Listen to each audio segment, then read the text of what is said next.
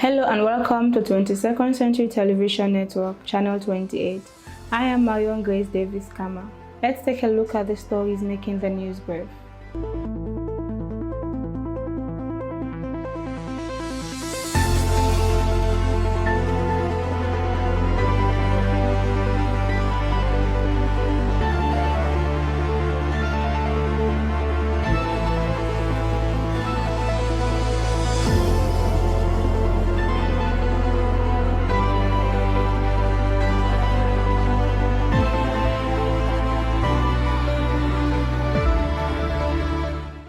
US-Iran tensions are escalating over the vital Strait of Hormuz after recent military clashes sparked fears of broader regional conflict.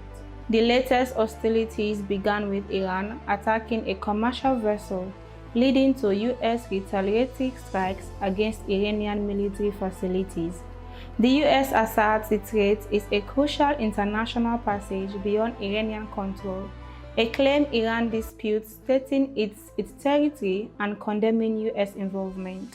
This friction occurs despite an interim peace agreement, which has seen negotiations stall amid ongoing military encounters near this key shipping lane. Regionally, Bahrain issued alerts, Kuwait activated defenses, and explosions were reported in Iran after the US strikes.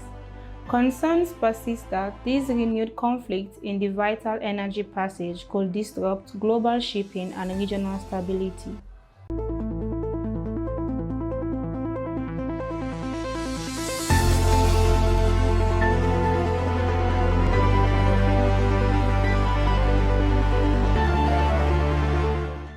Families of students freed after nearly 2 months in captivity in Nigeria's Oyo State express relief and gratitude. Authorities are reuniting the rescued children and their teachers with loved ones following medical care at a facility. One parent described initial disbelief turning into peace of mind. This southern kidnapping was a notable escalation in the nation's security challenges, as such incidents typically occur in the north. School abductions are frequent nationwide, often perpetrated for ransom or political leverage.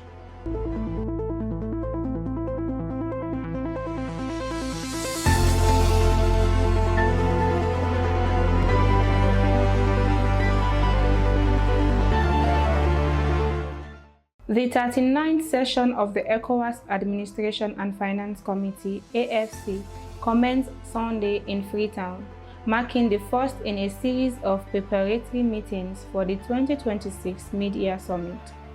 Delegates from the 12 member nations gathered to discuss the regional bloc's administrative, financial, and organizational concerns. Committee Chairman Komba Momo welcomed attendees, acknowledging Sierra Leonean President Dr. Julius Maada Bio's leadership as chairman of the ECOWAS Authority.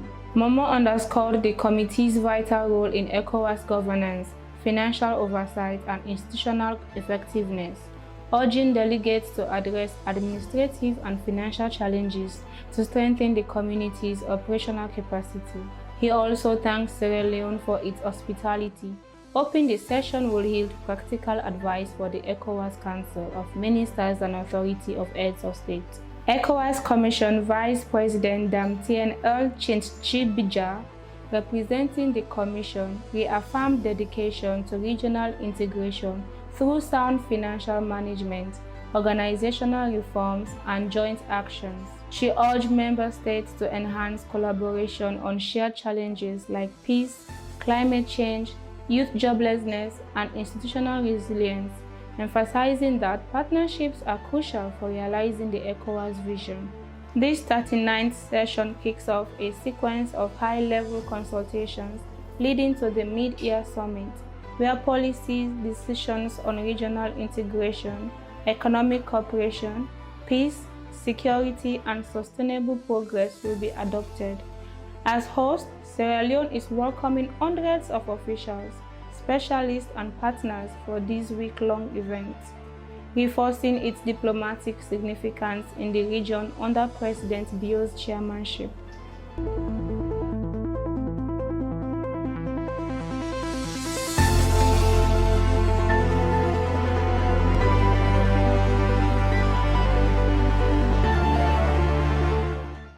Jude Bellingham's 2 goals propelled England into the World Cup semi-finals. English fans rejoiced after a 2-1 win over Norway, elevating hopes for a trophy. Norway's Andre Schjelderup initially led, but Bellingham equalized before halftime and secured the winning goal in extra time. Star striker Erling Haaland was kept scoreless. England 1966 champions now face Argentina in Atlanta, reaching their first semi-final since 2018. Norway exits after their debut quarter-final.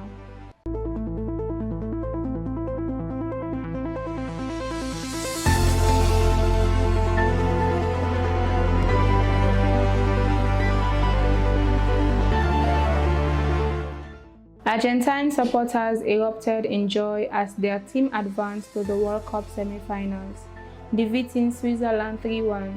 Jubilant fans flooded the streets of Buenos Aires, celebrating a hard-fought victory described as tense yet exhilarating. Alexis Mac Allister initially scored from a Lionel Messi corner, but 10-man Switzerland equalized after Brice Embolo's red card. Julian Alvarez then secured the winner in extra time, and Lautaro Martinez added a third goal. The reigning champions, extending their unbeaten World Cup streak, will now face England in the semi-final, with France and Spain competing in the other last 4 match.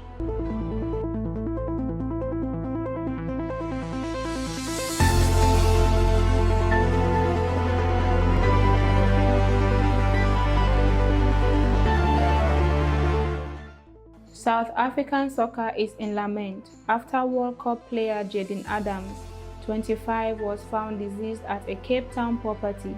Police have initiated an inquest with the cause of death currently undisclosed, pending autopsy results. His family expressed profound grief awaiting findings before funeral arrangements. The midfielder was a pivotal figure in South Africa's historic advancement to the World Cup knockout stage. The nation's sports minister urged against speculation during the ongoing inquiry and lauded Adams' remarkable commitment, noting he played a match shortly after his grandmother's passing. Tributes have been widespread, with moments of silence observed during World Cup quarter-final matches, honoring his significant legacy in South African football.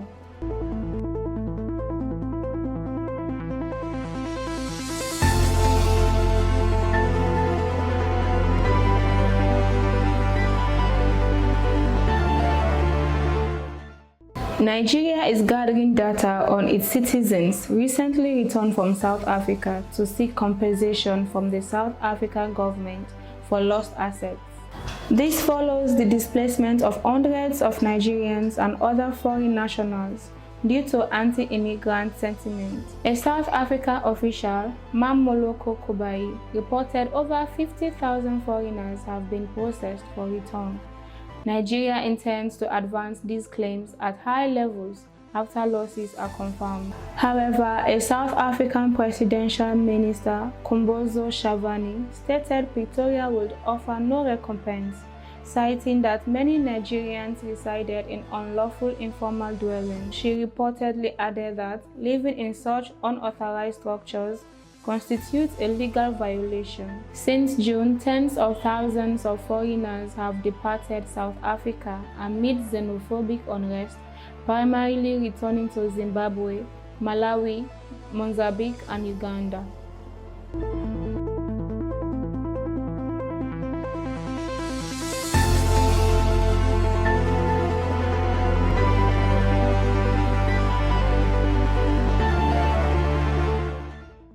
All these stories making the news brief. Thanks for watching 22nd Century Television Channel 28. Kindly follow us on all our social media handles: Facebook, TikTok, YouTube, and Instagram, and also visit our website on www.22ndcenturytv.com. I have been Marion Davies Cameron.